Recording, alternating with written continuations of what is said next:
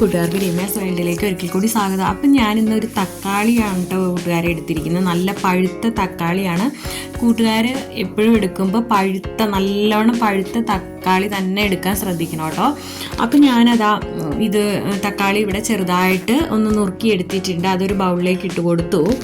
ഇനി നമുക്കിത് കൈ വെച്ച് തന്നെ ഒന്ന് ഉടച്ചെടുക്കണം കേട്ടോ. നന്നായിട്ട് ഞെരടി ഇത് നല്ല ഇതായിട്ട് നമുക്കിത് ശരിക്കും നന്നായിട്ട് നമുക്കിത് ഉടഞ്ഞ് കിട്ടണം. അപ്പം അതിൻ്റെ ജ്യൂസും ഇതെല്ലാം ഒന്ന് ഇറങ്ങി നല്ല മിക്സായി വരണം കേട്ടോ. അതിനാണ് നമ്മൾ കൈ വെച്ച് തന്നെ നമ്മളിത്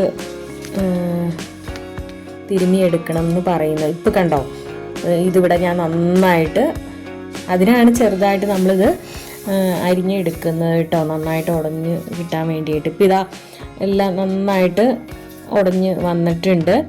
ഇനി ഇതിലേക്ക് ഞാൻ പാകത്തിനുള്ള ഉപ്പാണ് കേട്ടോ ഇപ്പം ചേർത്ത് കൊടുത്തിരിക്കുന്നത്. ഇനി ഇതിലേക്ക് മുളക് പൊടി, കാശ്മീരി മുളക് പൊടിയാണ് കേട്ടോ ഞാനിപ്പോൾ ചേർത്ത് കൊടുത്തിരിക്കുന്നത്. ഒരു സ്പൂൺ പച്ച വെളിച്ചെണ്ണയും ഞാൻ ചേർത്ത് കൊടുത്തിട്ടുണ്ട്. ഇനി ഇത് കൈ വെച്ച് തന്നെ നമുക്ക് നന്നായിട്ടൊന്ന് യോജിപ്പിച്ചെടുക്കാം കേട്ടോ.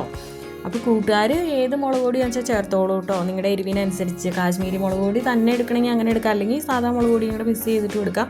അപ്പോൾ ഇതാ അങ്ങനെ നമ്മുടെ അടിപൊളി തക്കാളി ചമ്മന്തി ഇവിടെ റെഡി ആയിട്ടുണ്ട് കേട്ടോ. ഇങ്ങനെ ഉണ്ടാക്കി നോക്കാത്തവർ ഒരു പ്രാവശ്യമെങ്കിലും ഉറപ്പായിട്ട് ഇങ്ങനെ ഉണ്ടാക്കി നോക്കണം കേട്ടോ. എളുപ്പമല്ലേ?